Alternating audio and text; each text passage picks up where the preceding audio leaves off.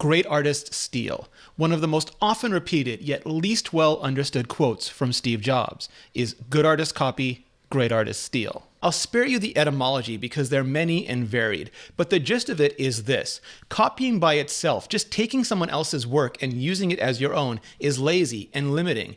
But stealing something, making it yours, and most importantly, making it new and different and better, now that's art, and that benefits everyone. So in that spirit, as we head into 2019, I want to offer a list of 9 things I think the artists at Apple would do well to steal. And, just maybe, how they could make each of them even better.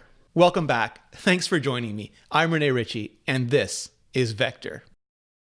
Computational photography is the future, at least for now. Since it's not convenient to strap big hunks of glass to our phones, we're now using artificially intelligent bits to accomplish far more than the lens and sensor atoms themselves are actually capable of. We've already got portrait mode for depth effect, portrait lighting for studio effects, and even portrait backgrounds in the Clips app for green screen effects. But what Google's done with Night Sight adds a whole new level to the computational models, capturing more light for longer than is usually possible, and using machine learning to do everything from removing motion blur to achieving as natural a white balance as possible. And it can literally turn night into day. Now, with Night Sight, as with its single camera portrait mode, Google is willing to apply these processes as After Effects.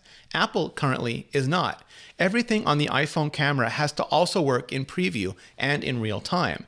Even the new lens models and depth effect dynamic aperture controls have to work in real time. There have also been some photographers who've wanted something in between, a way to capture better low-light images that still look like low-light images. In other words, that turn night into evening, not day. If Apple could add something like night vision, even in post, it'd be a win. If Apple could add something like night vision, even in simulated real time, and with an adjustable light effect like the adjustable depth effect, it'd be, I don't know, like winning the battle royal.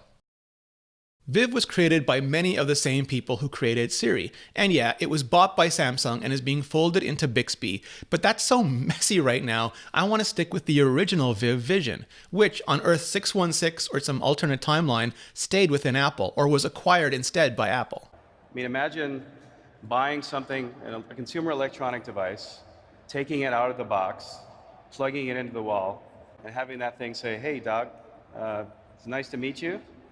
I've set your preferences in this device. Do you want me to tell you about it?" Right? This is kind of a new thing we're talking about, and it's not that far away.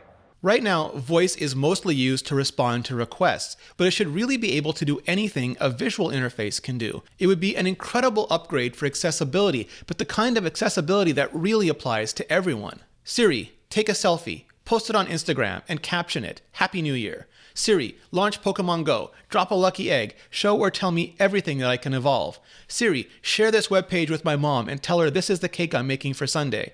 Siri, log me out of Facebook and delete the app. No one's doing this yet outside of Jarvis or Friday in the Marvel movies, but it's a goal I'm very much hoping Apple and everybody else is racing towards. There are a few phones out there with wide-angle cameras, but I have a soft spot here for LG because they've been tilting at this particular windmill longer and harder than just about anyone.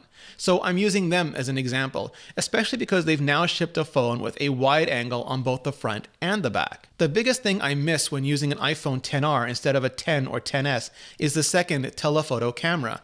I love being able to hit that button, zoom in, and get an entirely different look to my photos, closer, more intimate, less distorted. And I'd love it even more if I could hit that button the other way, zoom out, and get yet another entirely different look, further away, more expansive, almost verging on fisheye, almost. On the back, it would capture far more of the landscape, the scene, or the room. On the front, it would turn selfies into, I don't know, groupies, squatties. Help me out here, kids.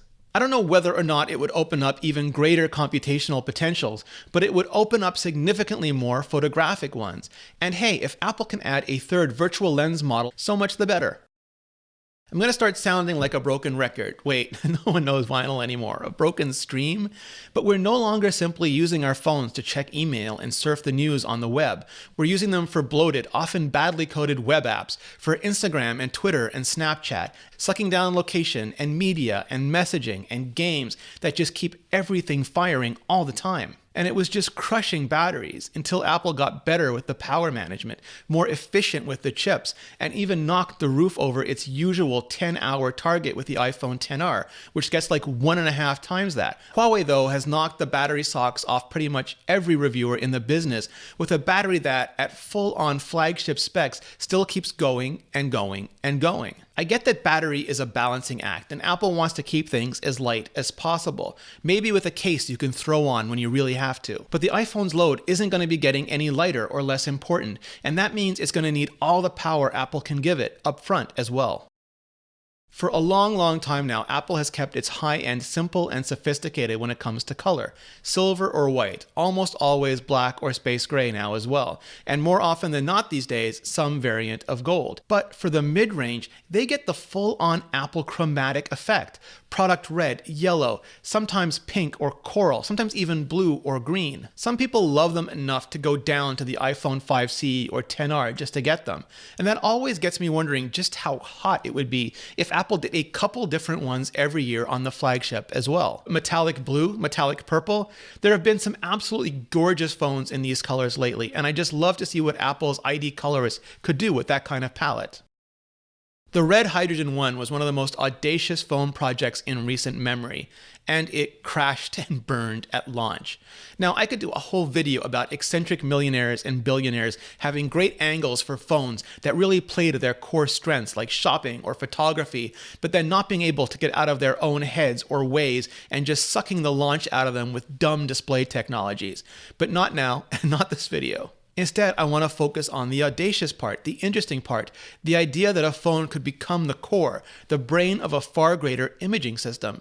Red is going to red and let you, maybe, if they can get their act together and salvage this whole thing, strap real lenses onto the phone body, like really real lenses, your favorite Fast 50 or whatever. I don't think Apple could or would go that far, but with rumors of the smart battery case returning, like I said in that video, it'd be super interesting to see a smart camera case. Not exactly what Moment or Olloclip do, but something that marries a few carefully chosen Apple extended lenses with the image signal processor and neural engine inside the iPhone to, well, turn it into something new. Apple is really good at ecosystem, integration, and cameras. Having an integrated camera system would make for one hell of an ecosystem play.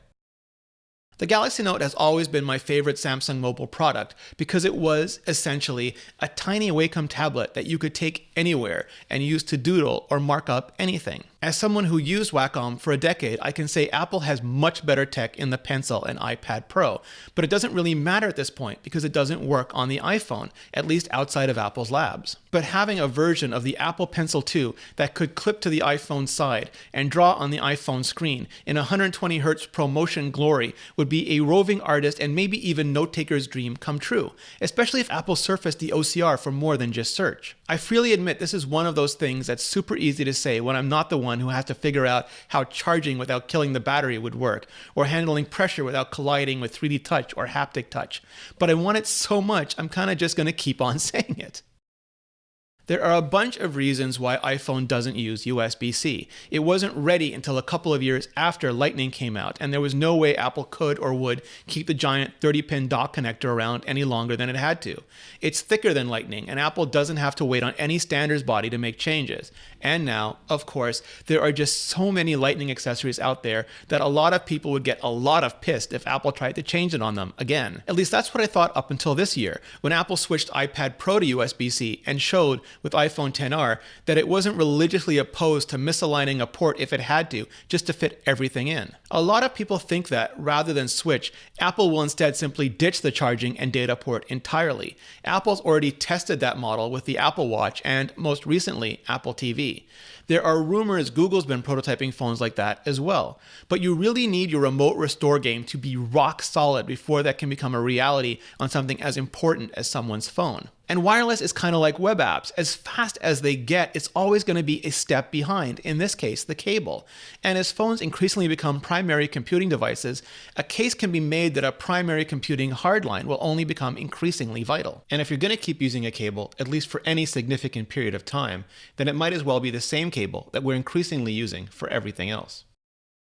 Yeah, this is kind of totally tongue-in-cheek. As my colleague, Georgia Dow, is fond of saying, Apple doesn't even do glowing logos on the Mac anymore, so all her iPhone dreams have literally gone out. But if Apple ever wanted another iPhone upgrade supercycle like the one they had with the big and bigger iPhone 6, a glowing Apple logo is one of the few features left that could totally do it.